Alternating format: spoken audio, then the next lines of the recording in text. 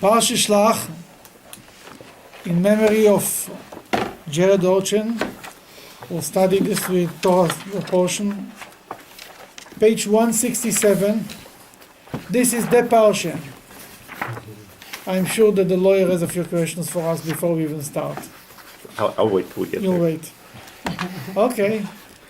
This Parsha is about the spies. This is a Parsha that no matter how many times you learn and how many commentators there are piling one on top of the other. But we'll start. Just get into it. And Adonai spoke to Moshe, saying, Send for yourself men, and have them scout the land of Canaan, which I am giving to Bnei Israel, one man each. For his father's tribe you shall send them, each leader among them. That Moses is saying, God told Moses, send for yourself. Rashi says, what means for yourself?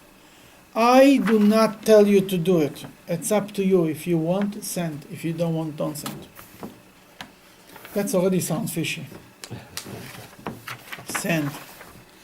Because God told them, I'm sending you to the land of Israel. I'm bringing you to the land. It's a good land. They came and said, later we read in Deuteronomy. You see, Deuteronomy is a repetition of the stories. It's a review how Moses tells the story in his own word. That in Deuteronomy you learn many details that you didn't know or not necessarily written in the 4 books. In Deuteronomy, Moses writes, says, "Vatikrevu elai kulchem." All of you came to me and told me, let's send spies. In Deuteronomy, he says, it wasn't God who told me to do it. You kind of pushed the idea. And Moses agreed. Moses said they wanted to hear about the land. Let the spies go, check the land, bring good reports. The Jews will be even more excited about the land. It'll be great. He didn't know how this is going to turn out. Kind of didn't know. No, he didn't know. He knew something is fishy. He knew that from this. But that's what he agreed. He saw the people want it, basically. You cannot fight with people. That's what they want. Fine. That's what they want. Why does God let, God knows this is going to be a disaster. Why God lets it happen? Free will. You have to make your own errors. The Talmud says, "B'makom she'adam rotze lelech molichim oto." In a way a person wants to walk, God will open. You want to be bad, God will stop you a few times. But if you really insist, go, enjoy it. There is free will, free choice. Couldn't God have suggested something though? I think God suggested at least 50 times that the land is a land with milk and honey, right? Mm-hmm. And God said, I'll bring you to the land, and I will take you to the land, and I will... From the beginning, from Abraham, Isaac, and Jacob, the Jews in Egypt knew that one day they're going to the land of Israel, the land of Canaan. Then I think, we know, but when everybody comes and says, let's send spies to see the land, after God is doing all the miracles, He's taking him out from Egypt with 10 plagues, He's splitting the sea, He's giving the Torah, He gives the manna, if you still doubt me, fine. What is there to say? There's nothing to say. Sending spies isn't necessarily doubt. Sending spies means I'll help God to work out the deal. I'll help God to do these things. It's a partnership. God says do it, and we got to figure out how to do it. And then you just do it. The spies are to bring back information that you're going to react to. You're going to use it for a good or bad purpose. You see, so far, when God said something, God did it. It's more than that. If God needs something, God will tell you to do it. In the end of Parshas Ba'alo Yisrael, speaking about that, this is Rashi says, why is this continuing after the story of Ba'alotcha? Because it has a connection. What's the connection? When 2 stories are attached, there is a reason. In the end of Parshas Ba'alotcha, we read last week's Parsha, we read the story about Miriam. Miriam complained about Moses, right? Mm-hmm. What does they complain? She heard from Tzipporah, Moses' wife, that he's separated from her. He doesn't live with her anymore together. I mean, they live maybe in the same tent, but they're not together. That Miriam turned around to Aaron and told him, you heard what's going on? Then God was upset with her. Why was God upset with her? Remember the story? Well, he she was being critical of Moses' wife, Zipporah, obviously. Not of No, him, of Moses, of not his Moses, leadership. yeah. He was No, one second. She was not critical. She has nothing against Zipporah. And against Zipporah, she was critical that Moses is separated from his wife, right? Mhm. Then why was God upset? because you're What was the command- part that God was upset? We'll see inside. God thought that they thought that, they were also entitled maybe to this. because he's their messenger, he's the ear. Let's he's see the- on page 161 what God tells to them when he's upset. On page 160, actually, he gathers Aaron and Miriam, and he tells them. He called Aaron and Miriam, and both of them went out. He said, want to read? Please listen to my words. If there will be a prophet among you, I, Adonai, will make myself known to him in a vision. In a dream I will speak to him. That is not the case with my servant Moshe. In my entire house he is trusted. Mouth to mouth I speak to him, in a vision and not in riddles.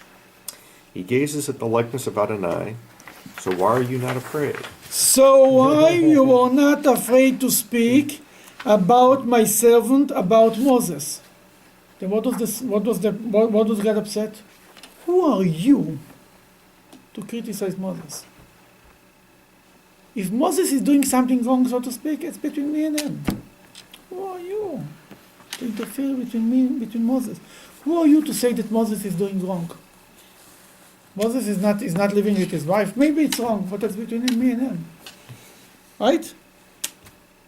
Here, what they come? They come and give Moses advice, right? A Rebbe, you don't give advice. We know Hasidim know that the Rebbe, no, you don't give advice to the Rebbe. Give the Rebbe advice. The Rebbe doesn't need your advice. He will tell you what to do. Oh, he's coming to the Rebbe, maybe you should do it this way. Really, huh? There was once Mordechai ben David. You heard about the singer? Famous Hasidic singer. He came to the Rebbe. The Rebbe was speaking a lot about bringing the Moshiach. But he says maybe we should go. The Rebbe should go, and they will all go together to the wall, to the kotel, and we'll pray together for the coming of Moshiach. The Rebbe told them, "I don't need people to tell me what I need to do. I want you to do what you're supposed to do, and he was supposed to do. I know what I'm supposed to do." That was a very clear and simple and a nice way to tell him that. I would tell him that in a different way. But he's telling the Rebbe to make a prayer. You tell the Rebbe how to bring Mashiach? That's even a ridiculous way to... You're telling Moses how to conquer the land? Or Hashem, you're helping Hashem to conquer the land that he asked you? That Moses called all the leaders and made a meeting, an emergency meeting, and says, guys, we have to go to the land. What do you suggest we should do? How we should attack the land? He didn't ask them. You don't need their advice. And almost the opposite message of God in creation, that God consults with the angels and the messages that we're always supposed to consult. But there is God taking us to the land of Israel. We're going after the cloud, right? We just learned in Lexus Parshat that they're going after the cloud. The cloud stops, we stop. The cloud goes, we go. Did he ask them to go to Chatzirot or to Shmuel or the only other places? That anybody gave him advice how to go out of Egypt to make the splitting of the sea? No, right? Who asked you? Naya givers, advice givers. Who needs them? God will ask you. You need your advice. We'll call you to the office. As long as we didn't ask you, we don't need your advice. Thank you very much. Have a nice day. The problem is when you're trying to help God to run the show. God, it's not that they did what God told them. If God would tell them, Moses would call them and says, we're going to war, and it's your job to conquer the land and to figure out how to conquer the land. Fine. God didn't tell them that. Moses saying in last week's Parshah, we are going to the land of Israel, everything is so beautiful. Maybe we should send it, maybe. Everyone is a chochem. What happened at the splitting of the sea? There were 4 groups, right? Everyone gave advice. One person said, let's go back to Egypt. The other group said, let's jump into the water, commit suicide. The third group said, let's start a war against the Egyptian. The fourth group said, let's pray. What God says? Fit pathway. God looked at them and says, just listen what I tell you. Go. I don't need advisors here. It was a Jewish comedian who lived 4 years ago. Used to say, "With advice I'm rich. With advisors I'm rich." Jews are always there to give advice. Unsolicited advice. Everybody is offering advice. We have enough advisors. The Jewish people need soldiers, not advisors. Everyone is a chochem among the Jews. Here is a perfect example. Moses needs some people to say, "Let's go." Everybody is trying to give Reb Moshe, maybe we should do it this way, maybe this way. That's what comes out from advisors. We need advisors. We need partners. We need people to do the work. That's what we need. We need fighters, not advisors. Jewish people are full with financial advisors, this advisors. Everyone is an advisor. We need walkers. To walk the walk, not to talk the talk. Verstehst? Oh, you're still not happy with the answer. Oh. What I mean to say is, Hashem, Change you're the right command. that Hashem, that in a normal case, we have to think, we don't have to be stupid. But here is Hashem told us to go to the land of Israel. It should be like this. Moses should tell us, maybe we should send spies.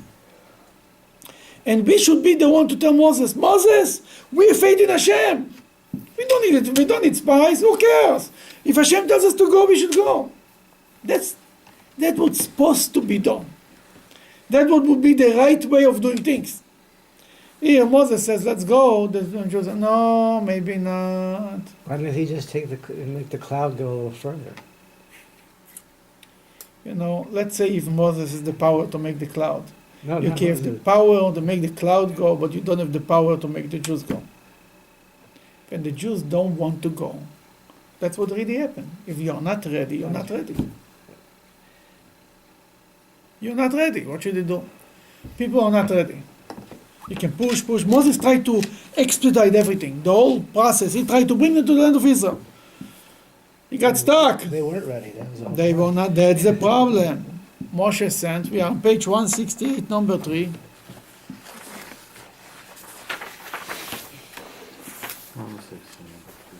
(168), number 3. I'm sorry. I said the wrong number. No, you said the right. Okay. Moshe sent them from the desert of Paran by the word of Adonai. All of them were men of distinction. They were the heads of Bnei Israel. They were the heads they were leaders. I don't know if they were the same leaders that we learned in last week's Parsha that he appointed Nosiim. Looks like it were two types of leaders, like religious leaders and political leaders more. Older and younger. The elders, they were not the one who go to Israel. There were young leaders here who were sent to Israel. Then he gives a list of names. You don't know who went. We will skip the names to page 169. Number 16. These are the names of the men whom Moshe sent to scout the land. And Moshe called Hoshea, the son of Nun, Yehoshua. Hoshea bin Nun, he changed his name. His name was Hoshea, and he changed it to Yehoshua. What's the significance at this point of the name change? Because there's always a significance to the name change. Rashi says he changed his name to add the Yud to his name, the name of Hashem. Yud Hey is the name of Hashem. That he prayed for him, he gave him special strength that he will be able to survive the advice of the agenda of the spies. They left already with an agenda. And Moses felt already something is not right. That he prayed, he says, I cannot lose Joshua. He is the next leader. Since when was Joshua became the next leader? How we know that Joshua is the next leader at this point? Where is Joshua named already? At this point?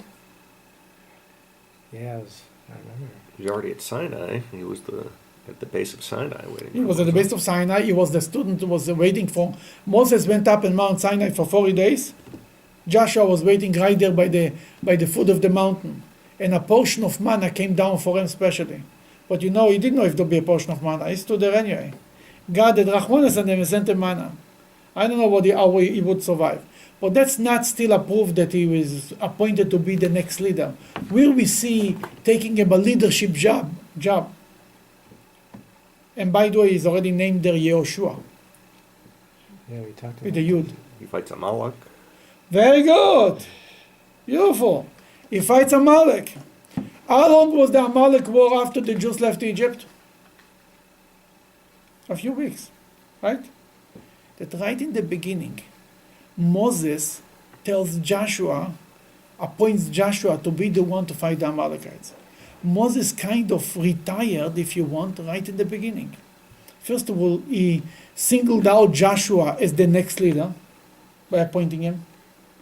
From all the Jewish people, told Joshua, you go and lead the war against the Amalekites. And number two, by not going to war himself, he basically said, kind of, it's not for me, you know what? He gave it over. That he himself made a statement who is the next leader.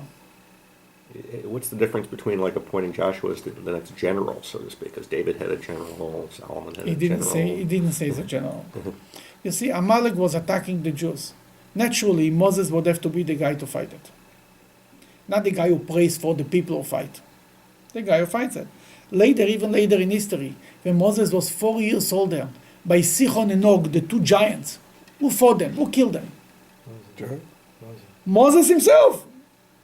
Not Joshua, not Hashamesh, not Aaron. Well, Moses. He didn't. He was holding his arms up, wasn't he? Where? That was with Amalek. At the Amalekites he was So holding it was his part arms of the out. battle. Moses, wasn't he? He's still the spiritual. Yeah, leader. It's a difference between sitting like this or going to war, you know? With all due respect, it's a big difference. For sure, it's all because of Moses. Moses was when he prayed, they won the war. When he didn't, when he put his hand down, they were losing the war. But 4 years later, when it was a war against Sichon and Og, right? Moses was the one himself. Where is it in Bamidbar? I think it's somewhere there. You know what already happened?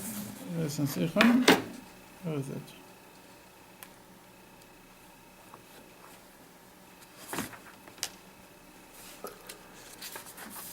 There is a place here where it's written clearly that Moses beat up page 294.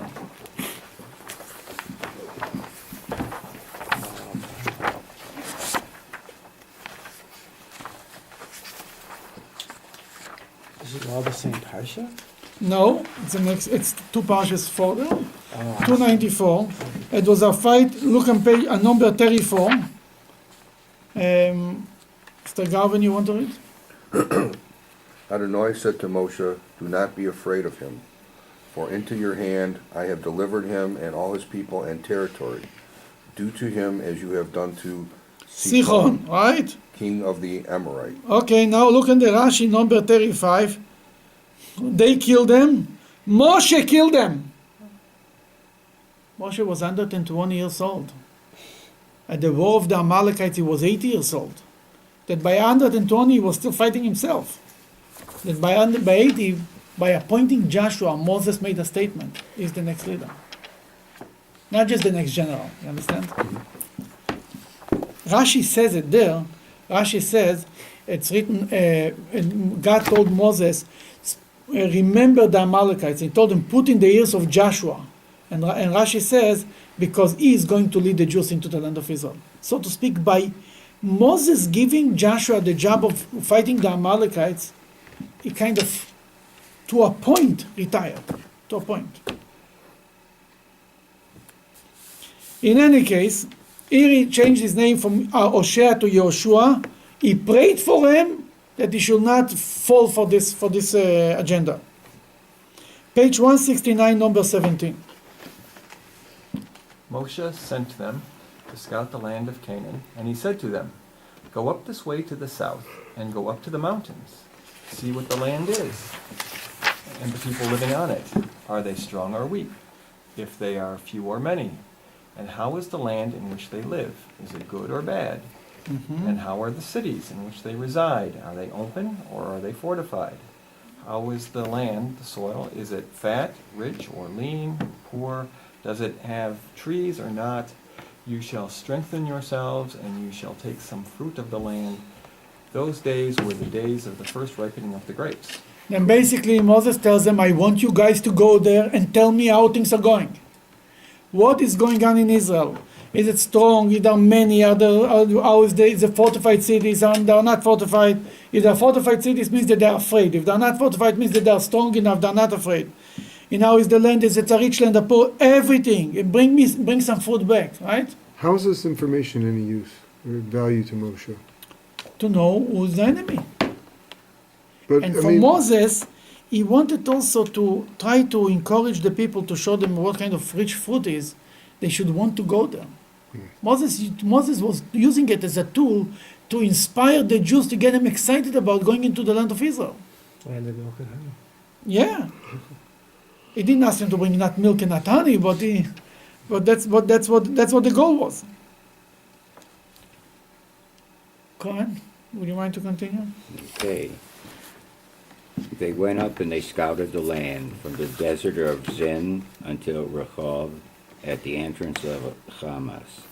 They went up into the southern part of the land, and he came to Hebron, and there was Ahiman, Sheshai, and Talmai. thank you, the offspring of the giant. The city of Hebron was built 7 years before the city of Zoan in Egypt. They went to Hebron. Who went to Hebron? Who ended up to go to Hebron? oh, Caleb. Only Caleb, Rashi says, only Caleb went to Hebron. Why? Caleb went to pray on the graveside of our forefathers, Abraham, Isaac, and Jacob.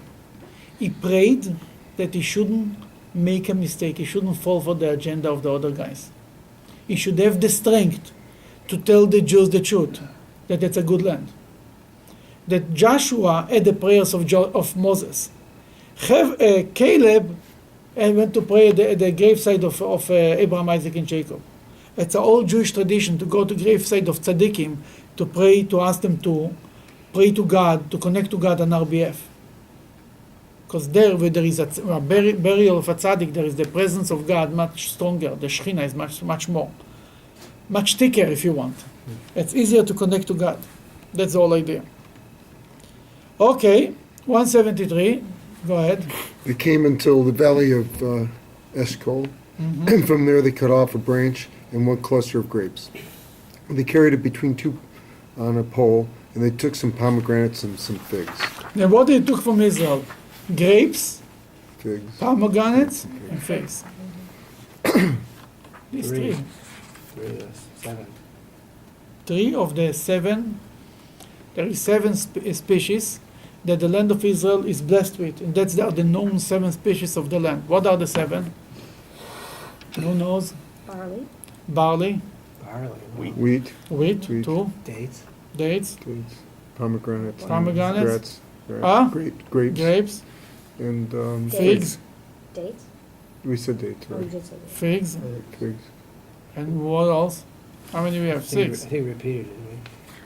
Pomegranates. Said it. Chita, that's wheat. Seora is barley. Barley. Geffen is grapes. Te'ena is date. Rimon is pomegranate. Then we have oil that comes out from olive oil, and honey that comes out from Dates. Right? dates. When I said that, I had to say figs, and then dates. Yeah, that's how the 7. And they brought. Now, if you look on this set of 7, the first 2 are necessities: wheat and barley. You have to eat bread. That's you have to survive. The other 3, grapes, pomegranate, figs. This is something that's it's like dessert. It's not a necessity. They brought here the things that are not necessities. They wanted to show. They brought the good stuff, so to speak. Quick question for you. Yeah. Echad that's used here, it's just like in English. I mean, we use one for a group of things and one for a singular thing. You're right. How do we know when Echad's used as one singular and Echad's used as a collective? Here, the word echad goes for the eshkol, for the cluster, one cluster, not one grape. You understand what's going on here? It was one cluster. There were many grapes on one cluster. I understand that, The Shema, obviously, Yeah. we know God is one in that sense, and we know that there are some critics who say, well, God can be one, but God can be a collective.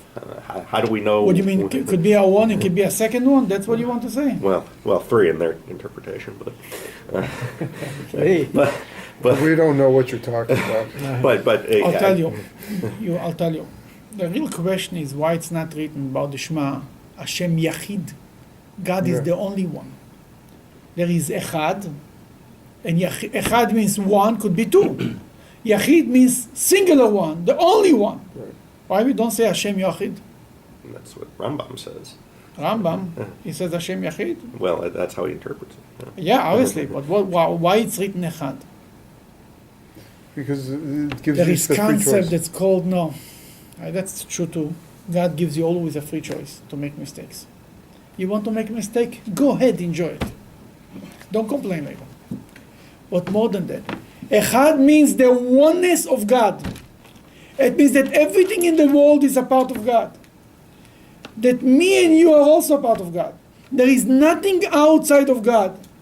You know, it's written, God is Mekomo shel Olam, is the place of the world. The world is inside God. Not that God is in the world. All of us are a part of God, are inside God, in the womb of God, if you want. It means to say everything that happens in the world is a part of God. There is nothing outside of the control of God. The moment that you say God is here, is one, is only here, and this is not God, that means there is something else that God is not in control. Something outside of God. Nothing could be outside of God. That the good and the bad and the worst, everything is an expression of God. Rabbi Akiva, when he was burned alive, he sang the Shema, right? Famous story. And they told him, his disciples told him, now? Rabbi, now? Even now? He says, all my life I was waiting for this moment. What he really said. He saw at that moment, he realized that even what he was waiting for the opportunity to give his life for God. There is a mitzvah to give your life for God, to be killed for God, if somebody forces you to worship idols, right? But this is a mitzvah you cannot order. Yeah, please come kill me because I need opportunity to do the mitzvah. If the mitzvah happens, that he said, I see what he said Shema in this moment. Echad, even the guy, the Roman, who is killing Rabbi Akiva, is helping him to fulfill a mitzvah. Even this is an expression of God. You understand? Even the things that the worst against God, what could be war? The guy who is killing Rabbi Akiva for wanting to be connected to God. Even this is a part of God. Everything is a part of God. That's why it's the oneness of God. When we say Shema Yisrael Hashem Echad, there is in Shulchan Aruch there is a Jewish law that says you have to point to four corners, up, two sides, and up and down. Everything is God. The word Echad stands for what? Aleph is one, God is one. Chet means what? How much is Chet? Chet is 4. Chet. Or Chet is 8. Chet is 8. What is 8? The 7 heavens and the earth. If we say the expression, I fill in the 7th heaven, one day we'll learn the Shema. That's a part of that. And Daled, how much is Daled? It's 4. 4. 4 corners of the world. We want to say that everything is God. That's why it's the oneness of God. If some nudnik will make a mistake, too bad. The message of saying that everything is a part of God is more important than if somebody will make a mistake. Because always will be somebody who makes a mistake. No matter how there is no system which is perfect in the world. Anything in this world, it cannot be, there is always be some oy b'chochem, some guy who says, but maybe this. For these people, we have no hope. You're getting back to what he said? I just realized that. Huh? You just realized.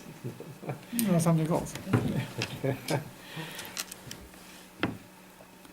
Okay, you got it? But here it's Echad because he speaks about the cluster, not about the... Okay, we are in page 174. My turn. That Yes. place they call the Valley of Eshcol because of the event of the cluster that Bnei Yisrael cut from there. They returned from spying the land at the end of the 40 days. They came back after 40 There's days. the number 40. 40 every time, Soros. Go ahead. They, w- After 40 days that Moses came back, what happened? Golden calf. Golden calf. 40 days. 40 days is the flood, right? Something with the number of 40 is not going well. But the 40 is also, isn't the 40 associated with the mikvah? Sure. So it's not always bad. I mean, Nothing is always bad. But it just for some reason in the Bible, it looked, came out 4 years the Jews were in the desert. It was also nothing great, right? That was the 4 years because of these 40 days, a day for a year. right. That's why it's written, Rashi says that God made the party, the journey shorter, because if not, they would have to be 60 years in the desert. That's why God tried to make it as fast as possible. What's the significance of 40? I mean, it's 4 times 10, and you get the 4 cardinal directions, and you get... It's a period of time. It's It's a- time of a creation of a baby. That's what 40 is. It's completion. It's a completion of It's a process. It's like, it's a different period. After 40 days, it's like a new period starts, a new history, part of history starts. But why the number 40 as opposed to 30 or 50? That's because you'd have to take that up with Shem. Well, every number has If general I significance. tell you 30, you'll say, why 30, why not 40? We've got significance for 1, 2 through 12. We've got. I mean, that's what I'm saying. That's the Torah was given by 40 days. That's why, because the Torah is connected to it. I think because by 40 days, 40 years is a generation. 4 is a number that a person starts. That's what takes him to understand something. It's written that after 4 years, a person will understand what his teacher taught him. That's what took the Jewish people to get it. Took them 4 years to get it. So 40 is the symbol of a new period starting? A new generation. 4 years is a generation. 4 years is a generation. That's in general. It's a completion of a process. Yes, absolutely. Think about it. After when you're 53, your son's bar mitzvah. Usually, many cases. You give him over the Torah. You're at 40, 13 of it. I mean, from you 13 until you're at 4 years of yours, then you give it over to your son. At least in our days and age, people have bar mitzvahs of the children when they are 53. Many, not everybody, but many. Okay. They went and came to Moshe and Aaron and to the entire congregation of Bnei Israel that came to the desert of Paran in Kadesh. They brought word back to them and to their entire congregation, and they showed them the fruit of the land. They recounted to him, and they said, "We came into the land into which you sent us, and it indeed flows with milk and honey, and this is its fruit." They started the report very optimistic. We came into the land. It's as you said, flowing with milk and honey. Here is the food. The food is beautiful. Rashi says every time when you want to say a lie, you start with something true. That you should be believable. You should get credibility. That you start with something true. Oh, they started with a good thing, and everybody says, "Oh, let's hear." And then they start to say their agenda. I just have a question on Yeah. going back to the grapes, the pomegranates, and the figs, and then Yeah. we talked about the wheat and the barley. Mm-hmm. Wheat and barley you have to work for to make your product, right? You're right. This And is these- ready for. This is ready. The Jews were maybe not quite as ready. They were not. They were not quite ready. That's a good point. However, whenever you hear the word "however," you know it's coming. It's bad news are coming. But However, a nation is mighty, and those who inhabit the land and the cities are greatly fortified to the utmost. And we also saw the offspring of the giant over there. Amalek. The offspring of the giant. Who is the offspring of the giant? Before they spoke about giants. Now they speak about the offspring of the giants. Obviously, they didn't see giants. The giants were in Hebron. Who went to Hebron? Only Caleb, right? The rest of them didn't go to Hebron. That they didn't see giants.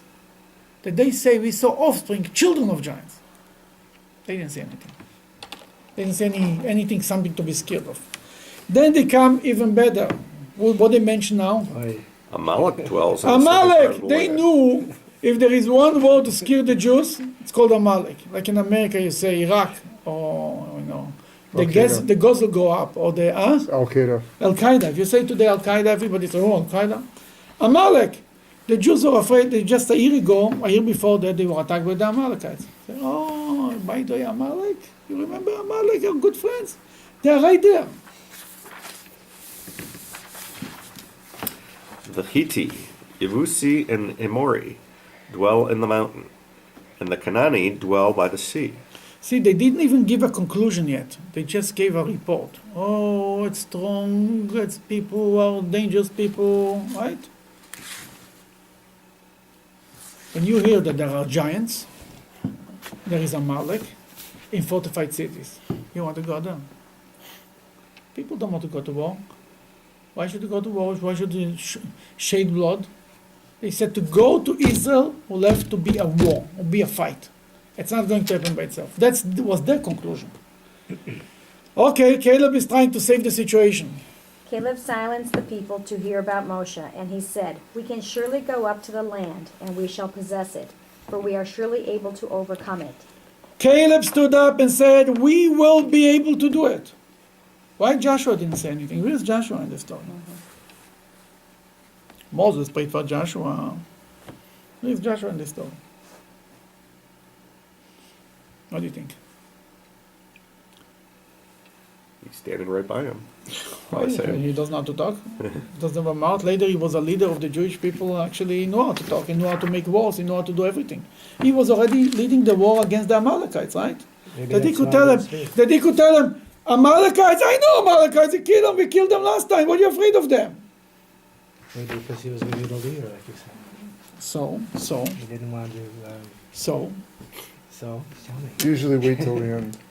The leaders. do According that. to some commentaries, what was going on really? Why the Jews didn't want to enter the land of Israel? What's the problem? What the Jews wanted? What do you think?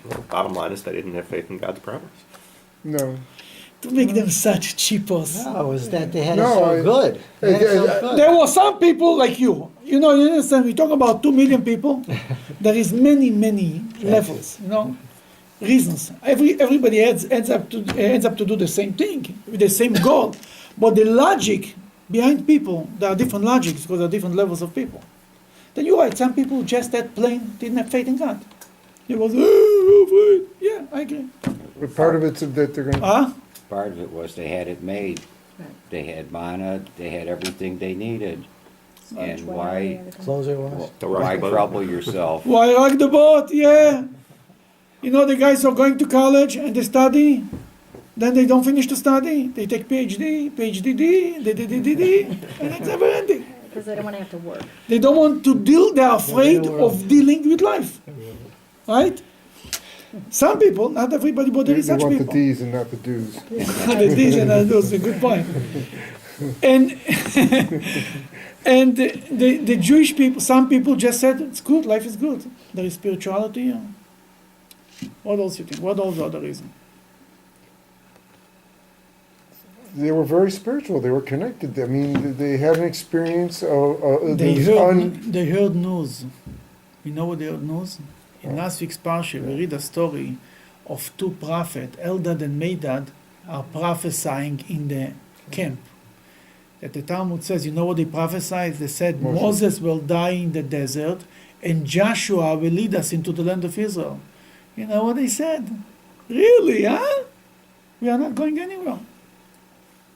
If the point is Moses to die in the desert and Joshua will lead us to the land of Israel, we rather stay in the land stay in Egypt. Stay in the desert. And didn't he, Moshe say that we should have more people like them speaking?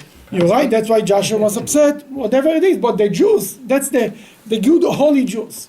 And more than that, like you said, it was here an argument. It was an ideological argument. But before we go into the argument, I want to make a point. What is going? If Joshua will start to scream, "Let's go to the land," what will tell him? You want to be the leader. You're promoting your own agenda. You're not objective. He couldn't say anything. As we're going to learn in 2 weeks from now, there is the story about Pinchas, right? With the Midianite woman, the whole thing. And Pinchas stood up and killed the Midianite. Where was Moses? Why Moses said nothing? Moses said nothing. because they looked at Moses. The moment Moses will say something, I'll tell them, and you, Reb Moshe, and your wife is not a Midianite woman. That's it. He's dismantled. He cannot say anything. Every time when you that's why Joshua couldn't say anything here. Whatever he will say, you're winning for yourself. Yeah, you want to be the leader. Yeah, sure. You don't care for Israel. You want Moses to die, huh? Can you imagine? They'll blame Joshua and Moses' death.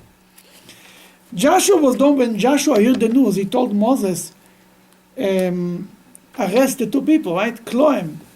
Like, dismiss them. Don't let them prophesy. The two prophets who made the news. And here, whatever Joshua actually could be Joshua deep in heart, didn't want it. He obviously didn't want it should happen. Basically, Joshua couldn't say anything. They needed to be an outsider, so to speak. And he will say it. But what was really the argument? It was an ideological argument.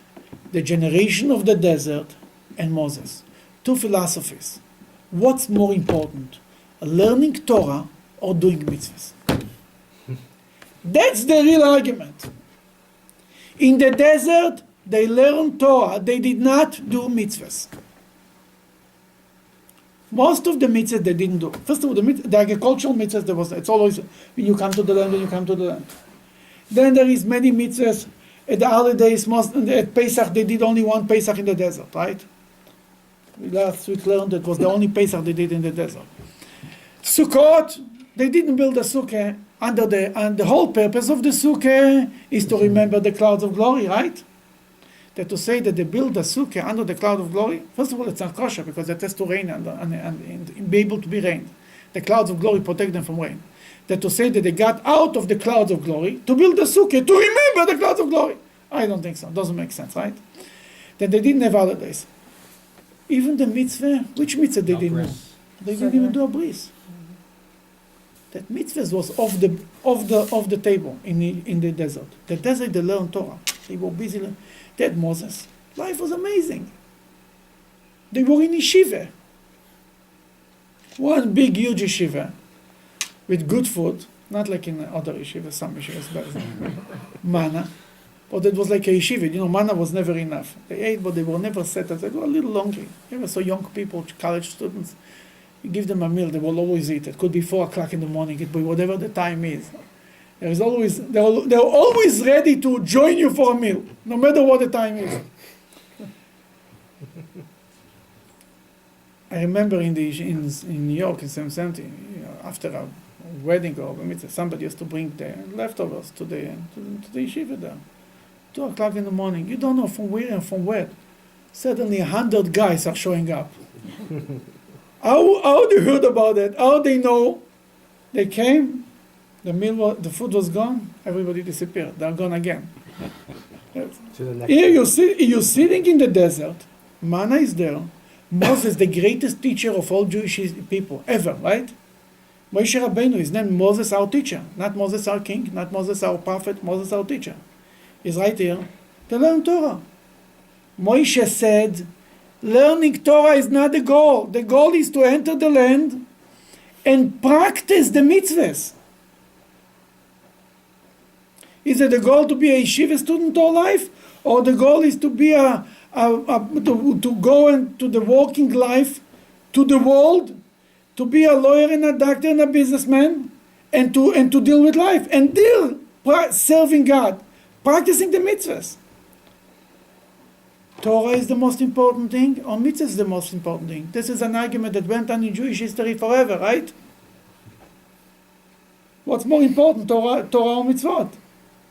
That's what we asked. Huh? We know the answer. Maise or limud, what's more important, to learn or to do? Ultimately, they say that it's more important to learn because you know how to do. But action, that's what counts. The world is a world of action. To learn Torah, you can also in heaven. We don't need you here. Here we need a world of action. We need people to do things. And this argument was here, right here, or it starts right here. What's more important? They wanted to stay in the desert. Then you're right, there were some people who didn't have faith in God, there is some people just didn't want to fight, other people just said, who cares? I have now food, good enough, who cares what's to be tomorrow? It was all kinds. But the question is, these were leaders. They were not people who just didn't have faith. They said, we are better off here. Why to go there? Why rock the boat? Okay, near page 177, number 31. But the men who went up with him said, We are not able to go up against the nation, for they are more powerful than we. They spread slander about the land that they had scouted to Bnei Israel, saying, The land through which we have passed to scout it is a land which consumes its inhabitants, and every one of the people we saw in it are men of dimensions. What means they consume his inhabitants? What does this mean? Rashi says whenever they went there, they saw people dying. God made it that people should be busy with their debts and not be busy with the spies. What they thought, everybody's dying in this country. It's a bad country. There we saw There we saw the giants, the sons of the giant, the sons of the giants. Go ahead. of the Nephilim, and we were like grasshoppers in our eyes. How they know that when they go continue and so? And so we appeared in their eyes. How they know that there was grasshoppers in their eyes? So we appeared in their eyes. How they know? They asked them, they talked to them. You project your own self-image to others. If you look yourself as a grasshopper, other people will look at you as a grasshopper. But if you look yourself like a mensch, people have an image on you. You project the image that people have on you. They looked at themselves as grasshoppers. That's why the other people looked at them. The Nephilim that are referred to here are characters that we see in the time of Noah. Is this a metaphorical expression? If they're giants, or are they actually descendants of the Nephilim? We were big people, but how big and all this, I didn't see them. I don't remember. A bunch of Goliath's relatives, basically. Even Goliath was big. Obviously, they were big. Exactly how big, I don't know. It's many discussions about it. How exactly they looked like. I mean, if this is the sons of the Nephilim, the Nephilim already died. They were in the time of Noah. They were not around. That was like a leftover. Maybe they're descendants, maybe even just people who look like them but smaller. Or is it just kind of a generic term for giants? I think it's more a generic term for giant. That's what I understand. Wasn't Og still there? Og was still alive. Was he a giant? He was a whole big time giant. And he was there. I don't think they saw Og. On the ark though. Yeah, he was on the. He was all over. What happened? This is the end of the report. Go ahead. The entire community arose and raised their voices, and the people wept that night. The Jewish people want to believe whatever they want. And Moses, in Deuteronomy, when he tells the story of the 12 tribes, he blames the whole nation. Not just that, you can say 10 people brought us down. What do you want? Why are you blaming the whole nation? Everybody wanted to hear the news. Like in recent history, people in America wanted to believe that nothing is happening in Europe during World War II. They knew very well. It was in the newspapers. Everybody wanted to know. Knew. They didn't want to hear about it. They didn't want to know, and that's it. They wanted to believe whatever they want. And today, with politicians, I don't blame politicians. People want to believe whatever they want. And when they don't want, they know it's not true. When it comes to their own business, they know to make right for them. They understand exactly what they want to believe. And that's what happened here. The whole nation cried. Balayla hu, that night. Which night is it, that night? Alayla hu, that famous night. Which night was it? Tisha B'Av. Tisha B'Av. They made it a Tisha B'Av. You understand what's going on here? Moses appointed Joshua to be his leader, and the Jews make their own Tisha B'Av. God, so to speak, lets us run the show. We're crying about Tisha B'Av. God says, hi, what are you for me? You made your own Tisha B'Av. What are you complaining about? You cried. I told you to cry. It's like the famous line that he tells you, you want a reason to cry, I'll give you a good reason to cry. God says, okay, I'll give you good reasons to cry in Tisha B'Av. The first temple, the second temple, the Churban of Beitar, all the tzoras. Right? The expulsion of Spain, the expulsion from England, everything happened in Tisha B'Av. But who started it? Not God, the Jews. Okay. They rallied against Moses and Aaron. Go ahead, Cohen. Oh, they rallied against Moshe and Aaron and all of Bnei Yisrael. And the entire congregation said to them, would we have died in the land of Egypt or in the desert? What that we had died. Wouldn't be better, so to speak. Go ahead. Why does Adonai bring us into this land to fall by the sword? Our wives and infants would be as spoils. Is it not better for us to return to Egypt? Oh, again, the same story. The same song. Go ahead. Go ahead. They said to each other, let us appoint a place ahead, and we will return to Egypt. Oh, whoa. Alright. They are going to Egypt already. One told the another, Ish Elochiv. One told to his brother. Who is the one who told to his brother? To each other. Who are they? Oh, Dathan told Aviram. Dathan and Aviram, the two troublemakers. In the story of Korach, we read about them. We read about them before. Every time when the Torah wants to say the troublemakers, it's Dathan and Aviram. They are blamed on everything. Let's go back to Egypt. Fine. I don't understand why going back to Egypt. You say it's not good to stay in the desert. Why going back to Egypt? I just don't get it. Why going back to Egypt? Better to be a slave and be alive, I guess is the... Okay, stay in the desert. There is manna. Life is good. What are you going back? They were even saying, let's go back to Egypt. Well, they may have figured at that point if they were not doing what God wanted them to do, the manna would be cut off. We cut off from the welfare system. They are going back to Egypt. They're already going back to Egypt in 5 minutes. Go ahead. Moshe and Aaron fell on their faces before the entire gathering of the congregation of Bnei Yisrael. Yeshua the son of Nun and Caleb the son of Yefuneh, who were among those who scouted the land, tore their clothes in grief. They said to the entire congregation of Bnei Yisrael, saying, the land through which we have passed to scout it, that land is very, very good. If Adonai desires us, he will bring us into this land and give it to us, a land which flows with milk and honey. They tell them it's a very good land. If Hashem wants, im chofetz bonu Hashem, if Hashem has a desire in us, if he cares for us, if he loves us, he will bring us to the land. They should have changed their mind. Who? The people of Jews. Israel. Yeah, it's a shame you were not there and I was not there. That would be much better. We would tell them, we would get up and say, you're fools. Yeah, that's right. Go ahead. However, do not rebel against Hashem, and you do not be afraid of the nation of the land, for they are as our bread. Their protection is removed from them, and Hashem is with us. Do not be afraid of them. The entire congregation said that they should be stoned to death. Are you here? The Jewish people didn't want to hear a different opinion. Whoa. Talking about open-minded. What Joshua and Caleb give another opinion, right? There is the 10 people give one opinion. There is the minority opinion, right? Fine. You can say you don't listen. They wanted to stone them.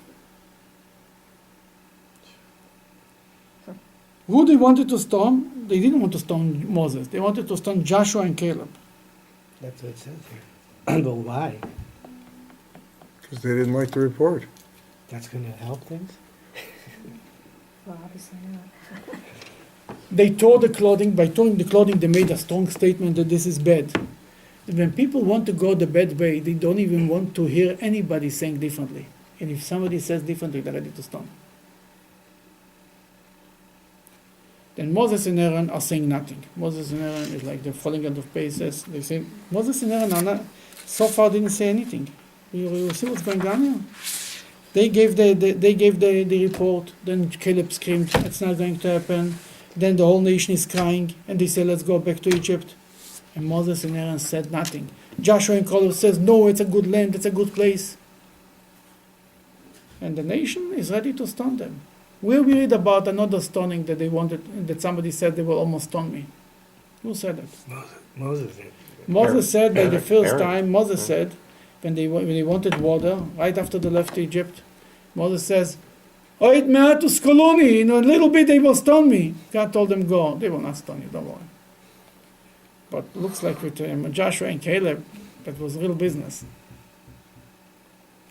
If God wouldn't interfere in the middle of this business, who knows how this will end up? Suddenly, the glory of Hashem appeared in the tent of the meeting to all Bnei Israel. God says, Adonai page said to 181, Moshe, yeah. Until where will this people provoke me? And how much longer will they have no faith in me, despite all the signs which I have done in their midst? I shall smite them with the plague and annihilate them, and I shall make you into a greater and stronger people than they. Oh, Moses is getting our offer, he cannot refuse. When he got this offer before? Oh, God, golden calf. And the golden calf, God gave him the same offer. I'll start from your new nation.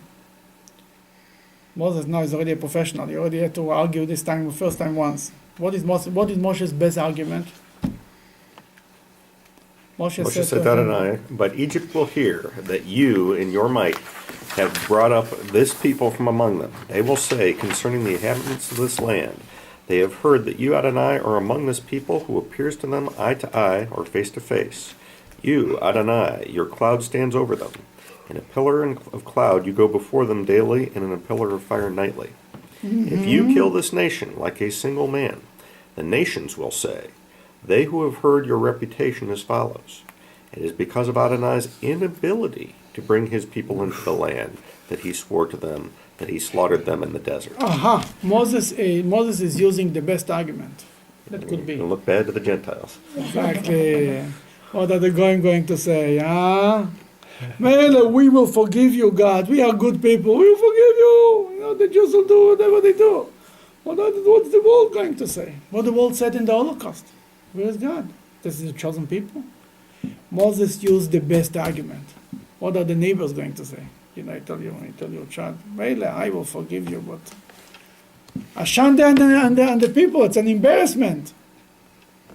And then Moses went on with another technique. Now please let my master's power be enhanced as you spoke, saying, Adonai is slow to anger and abounding in kindness, forgiving iniquity and transgression, who does not completely acquit, who will visit the iniquities of the fathers upon their children, to the third generation and to the fourth generation.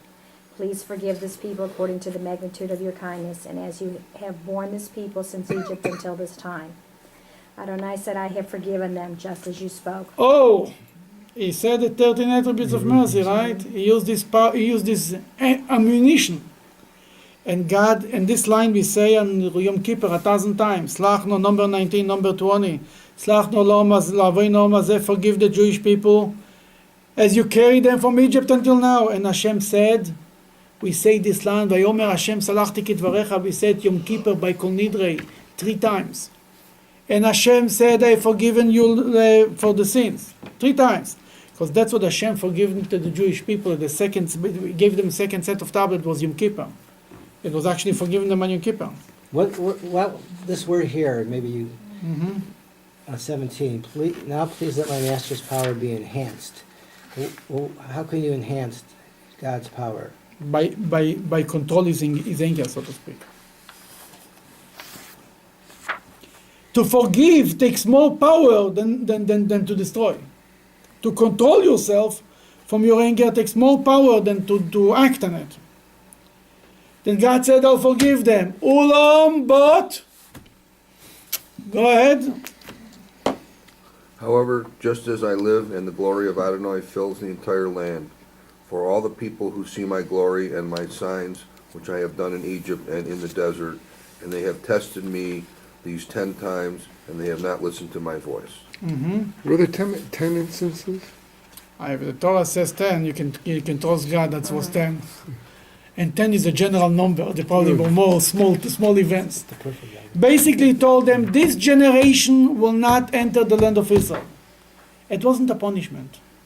It was a consequence. They were not ready. God says, you don't want to go. It's nicht. Fine. Stay here. What should I tell you? You don't want to go, don't. That's what he basically tells them. The next generation will go into the land of Israel. The young boys that you were worried that they will be killed in the desert, they will conquer the land.